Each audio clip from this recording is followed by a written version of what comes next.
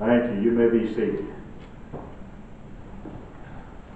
The number one cause of death in the United States is heart disease. Some heart disease is brought on by hereditary attributes. Some is brought on by diet. Some folks just insist on eating bacon and sausage and fried ham and things of that nature. Some of it's brought on by lifestyle, which can include diet. But oftentimes, heart disease is brought on by the strains that are imposed by life on the human body. Strains such as worry, anxiety, nervousness, and just the tension of life in our modern world. Let's be honest. Our lives are so structured, our lives are so geared in this 21st century that any contemplation is difficult, if not completely impossible.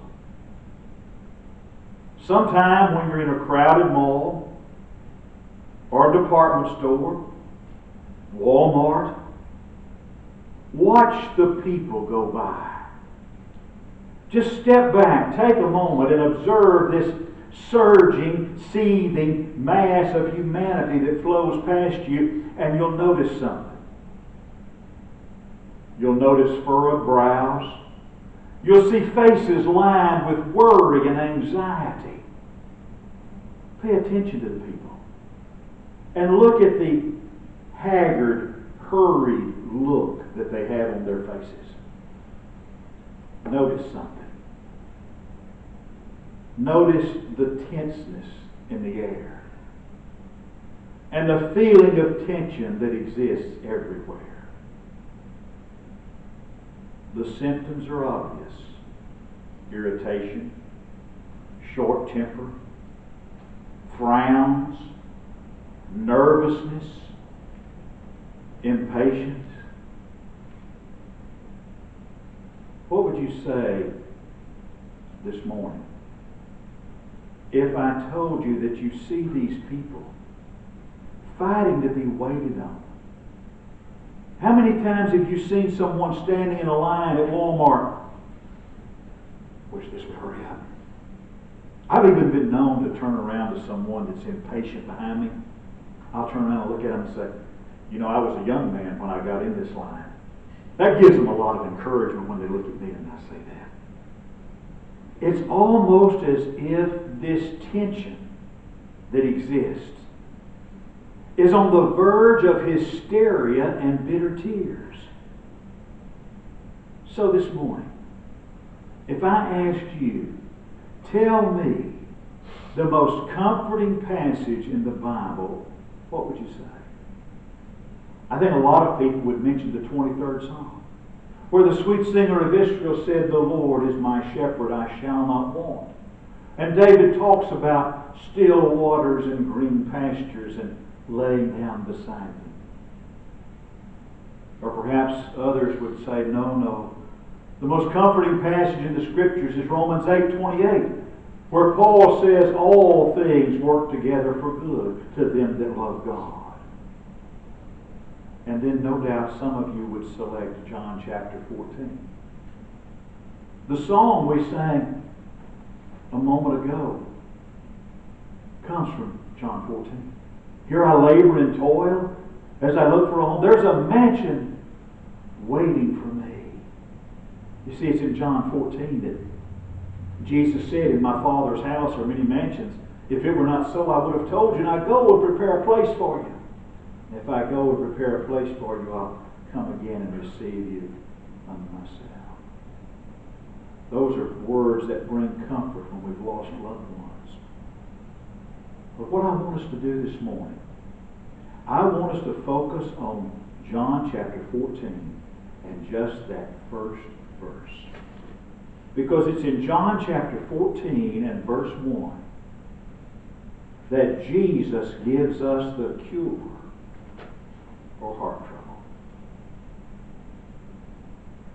he says, let not your heart be troubled.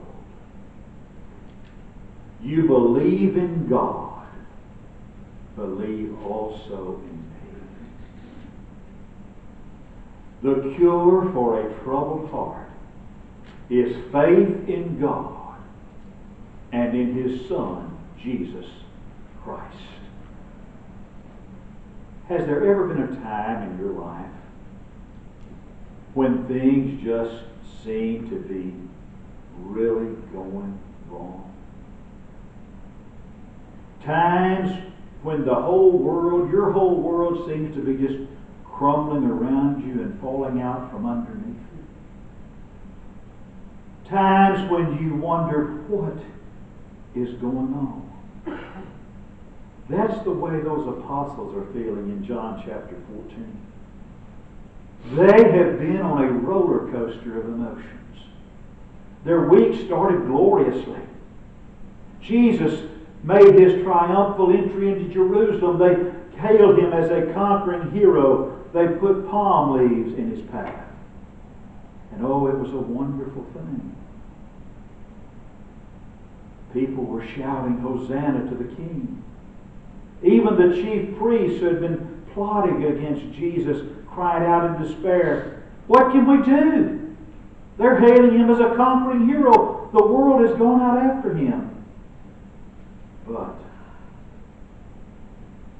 Jesus had not come to establish an earthly kingdom.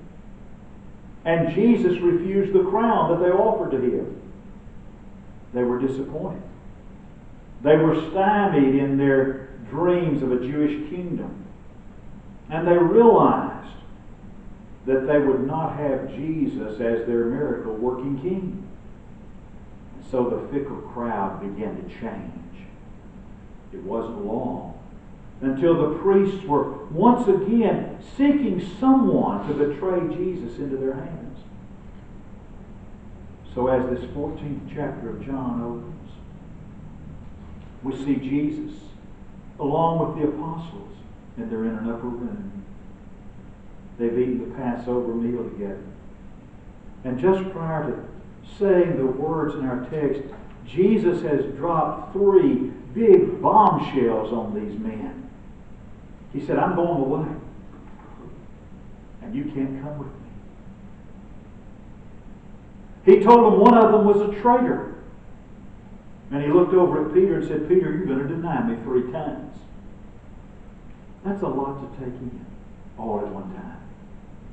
Can you imagine how those disciples were disheartened? How their spirits had fallen? And yet, look at Jesus. He's going away. The shadow of the cross is already over Him. Peter's going to deny Him, and yet with everything that Jesus is facing, Jesus is concerned for others. He knows the ridicule that's coming, the humiliation of the crown of thorns. He knows the scourging that's going to take place, and yet Jesus, facing the cross, tries to comfort those disciples. And He says, don't let your hearts be troubled. Write this down. It's on the final exam. Jesus Christ knows when we're sad. Jesus knows when we're confused. Jesus knows when we're mad. He knows when we're depressed, and He knows when we're in despair. Jesus knows when you and I are troubled. And here, in this passage, Jesus Christ comes to give a remedy, a cure, if you will, for troubled lives anywhere and everywhere. Whether the plight might be from sin or bludgeoning sorrow that we're facing, Jesus comes with an adequate remedy. And that adequate remedy is Himself. To the one who may suffer loss, to that person that's about to collapse under their load, Jesus comes with His inspiring, revealing, uplifting, all-sufficient power. So what then is the cure for a troubled heart? Well, one answer that some people try to use is despair. That's no cure. It's no help. It's being undone, overborne, finished. That's the answer of despair. That was what was suggested to Job, if you'll recall. Way back in the long ago, Job was a wealthy man with 7,000 sheep, 3,000 camels, 500 yoke of oxen, 500 female donkeys, a great household of servants, 7 sons, and 3 daughters, and all of it was taken away. Wave after wave of trouble comes over that old man.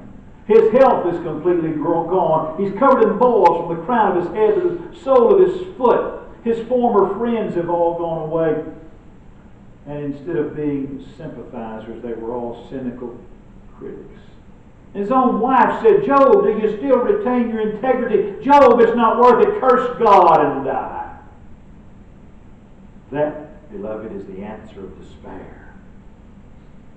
And the great tragedy is that some folks in our world today are prone to accept that answer to the trials, and the pain, and the troubles of life. Now, another answer that's quite common is Stoicism. Well, what is that? What is the doctrine of Stoicism? The doctrine states that you seal your heart against all feeling. You put it away. You ignore it. All feeling whatsoever is to be put away. Deaden your heart. Deaden your sensibilities. Deaden your emotions. Refuse to ever give vent to tears and turn away from that course. The doctrine of Stoicism is deplorable, and it is not a remedy for a broken heart. And then another remedy that some folks try for a broken heart is just plain denial. It boldly declares, there is not any trouble. There's not any sin. There's not any suffering. There's not any pain. There's not any death. None of it exists. All of it's a bad thought. Just forget it. Problem is, that's a false philosophy. It's like the ostrich putting its head in the sand, being afraid to face the facts of life. So Jesus comes along. And Jesus comes along and Jesus says, let not your hearts be troubled. Have you ever considered how nervous, how tense, how overwrought, how worried people are in our day and time? Right now. Right here. At this very moment. In this quiet place. You know in your heart God did not intend for us to live this way. God did not make us for that sort of struggle for existence. It's against every law of health, and it's against every law of God. The essence and the core of Christianity is trust in God. As Jesus traveled up and down the dusty roads of Palestine, he was constantly amazed that humanity did not really trust the Heavenly Father. Why are you afraid? He would say. How little you trust God, he remarked. Why are you so fearful? He asked. How is it that you have no faith? He wondered. By every gentle word, by every act of compassion. Jesus was trying to show men and women that God is not only all-powerful, but God is all-loving. And God is nearer to each one of us right here than we really know. God is always ready. And God is always willing to make His power available to meet our needs. Mine and yours. Personalize it. God is always ready. God is always willing to make His power available to meet my needs. And He is. Think about those men Jesus was talking to that night. For 3 years, they had been His closest companions. There was Peter and Andrew and James and John. All of them were there. They had walked up and down the dusty roads of Palestine with Jesus. They had seen Him raise the dead. They'd seen Him heal the sick. They'd seen Him turn water to wine. They'd seen Him feed thousands of people. To those men that night, Jesus said, "Let not your hearts be troubled." And then He told them why. He said, "You believe in God, believe also in me." You ever thought about what our problem is? Maybe. Just maybe. Our problem is that we have never really, down deep inside our heart of hearts, become personally acquainted with Jesus. We know about Jesus. We know all the good things that Jesus did. But we don't really know Jesus Christ. God did not design us for tension and worry. God designed us for happiness. God created us for peace and for joy. And it is the will of God for us that life would be free and live to the utmost for His glory. What are your fears? What are you so afraid of? What strikes pure terror in your heart right now this morning? Whatever it is, take those troubles to Jesus Christ. Lay them at His feet, and Jesus says, "Let not your heart be troubled." The only way out of trouble is Jesus Christ. He's the only way out of perplexity. He's the only way out of sorrow and the black night of sin and sinfulness. He bore the weight and the guilt of my sin and your sin in His own body on that tree on Calvary's Hill. Jesus came to this world as the remedy for sin. When the angel appeared to that young Jewish girl, told her she was going to have a baby, she said, "Thou shalt call his name Jesus, for He shall save His people from their sins." Jesus is the victor. He's the conqueror over the unspeakable tragedy of sin. When you give your life to Jesus Christ, He will bear your burdens. When Jesus Christ is the Lord and the Master of your life, your heart will not be troubled. So the question is Jesus the Lord and Master of your life this morning? Have you surrendered your stubborn will to His will? Not just nominally, not just in word, but down deep inside, down in your heart of hearts. Have we really surrendered our will to the will of Jesus Christ? today would be a great time to do that if you've never done it.